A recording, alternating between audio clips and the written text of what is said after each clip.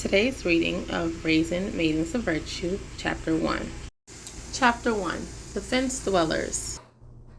Once upon a time, a kind and wise gardener created a beautiful garden, a sanctuary of splendor with lush, deep green foliage and rich, colorful flowers of every shape, scent, and size. A lovely trestle spanned a cobbled stone path filled with dreamy scented roses of the softest texture and deepest hues. Along the quaint path were fragrant herbs carefully chosen and planted so they would work and grow well together, all with different textures and shapes. Some had long, soft, feathery leaves, others were full and spiky, and a few were bushy and short. Nonetheless, each one had its own unique beauty and purpose in his garden, and the sight and scent of the choreographed blend made it a treasure to visit, and a sight brought great joy and satisfaction to the gardener. Next to the beautiful garden was a rock quarry, gray and cold. The flowers by the fence nearest the quarry began to turn their faces down toward the rocks on the other side and wondered what it would be like to be strong and smooth. It was the truth that rocks had no roots, but the flowers did not really care about roots. Who could see those? It would be much nicer to be big and strong so everyone could behold their powerful shape. As they gazed upon the gray, lifeless rocks, the flowers began to covet the rock's strength and coolness. They grew discontent with their purpose and design and began to despise the beautiful colors and delicate leaves and petals with which they were adorned. No longer were they satisfied with their own simple beauty. The wayward flowers rejected their delicate leaves and vibrant colors and instead wished to be made of stone, desiring only the strength and weight and the power of the granite. These errant flowers became known as the fence dwellers. The fence dwellers began to rip off their beautiful petals and leaves and refuse to produce seed. After all, the rocks did not produce seed, so why should they sacrifice in such a selfless manner? The fence dwellers covered themselves in clay in order to hide their vibrant colors, so they began to crouch low to the ground, trying desperately to resemble the rocks they so deeply admired. As the old herbs, ives, and bushes that lived farther inside the garden began to notice the strange behavior of the flowers, they laughed. How foolish the flowers looked, barren of petals, covered in clay, attempting to be something they were not. But soon the new seedling within the garden began to listen to the stories of the fence dwellers. And as they grew, they, too, tore their own delicate petals and dusted themselves with clay. Halfway up their stems, they were not yet as daring as the fence dwellers who attempted daily with the sight of the rocks. The young plants desperately wished they could uproot and live next to the quarry like the fence dwellers, so they could see the magnificent boulders and witness the impressive strength of the stone. Something about the boldness of the fence dwellers and the stories they told the younger plants of the garden caused a strange spirit of yearning throughout the yard, and things began to change. Within a short period of time, the vibrant color and stunning beauty of the garden were covered in mire. Instead of the sweet perfume of lavender, rosemary, lemon verbena, and blooming flowers, the stench of decay prevailed. The birds looked elsewhere for a home. They were not interested in sheltering their young in a place void of greenery and lacking in beauty. The bees, the butterflies, and other insects and wildlife found little nourishment here anymore and visited the garden less and less often. Surprisingly, the fence dwellers did not realize they were shriveled and dying. Their bald heads were stripped of petals, and the clay was suffocating their stems. Yet they still yearned to be something that they were never intended to be. They were blinded by their own vain desires and remained with their faces towards the quarry, turned forever from the gardener. Proverbs 28:14. The gardener walked sadly through his creation and sighed. He noticed the tender plants with clay halfway up their stems and missing petals, the result of self-imposed deed. He shook his head in dismay.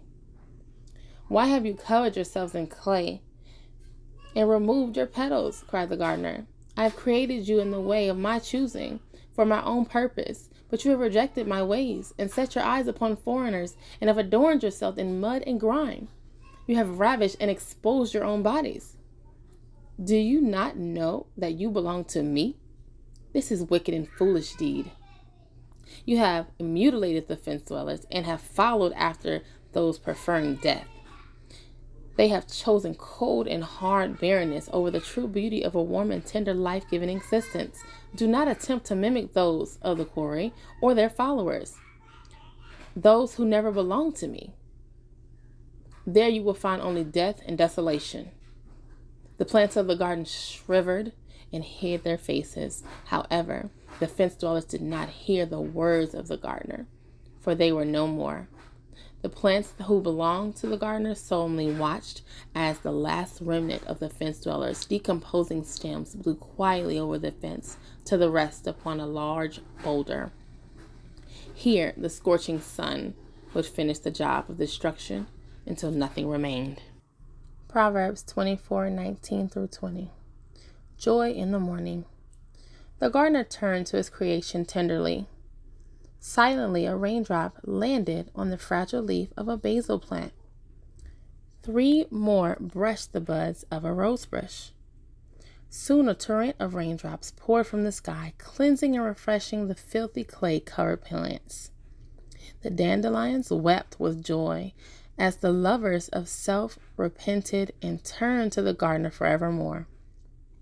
Fresh blossoms opened, and the scent of life and beauty filled the air. The gardener held out his arms, threw back his head, and laughed a deep, hearty laugh. He was overjoyed with the display of color and renewed health that he had granted his creation. After the rain subsided, the gardener rested in the shade and summoned the birds to come and sing in the branches of a newly pared tree. Soon more birds followed to the nest. In the profusion of greenery and scented blossoms, bursting with life, the young flowers called to the bees to come share their nectar, and the butterflies joined them.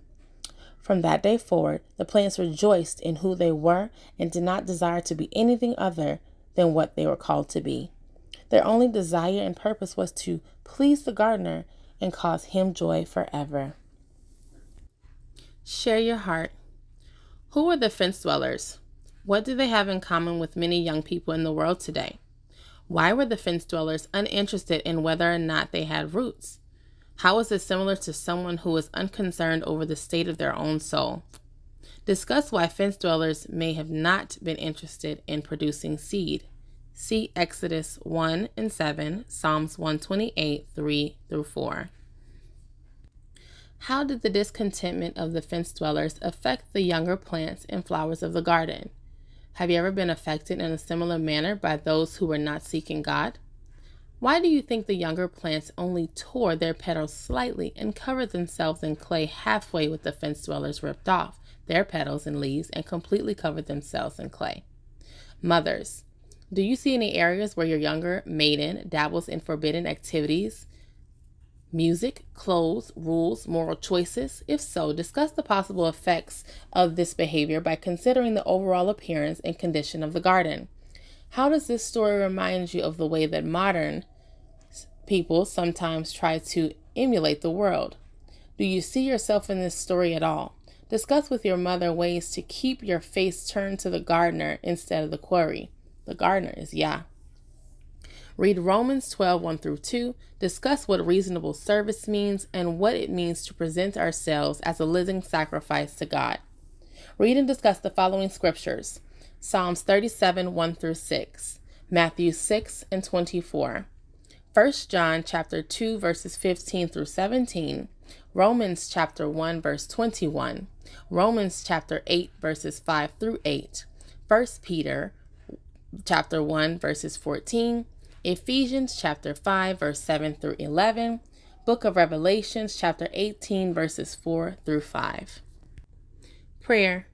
Dear Lord, let my life be a reflection of your mercy and goodness.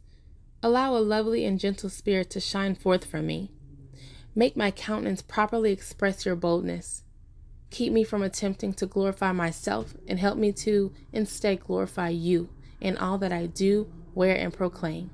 Take my life, Lord, do it with what you will, and make me content and joyful always in everything.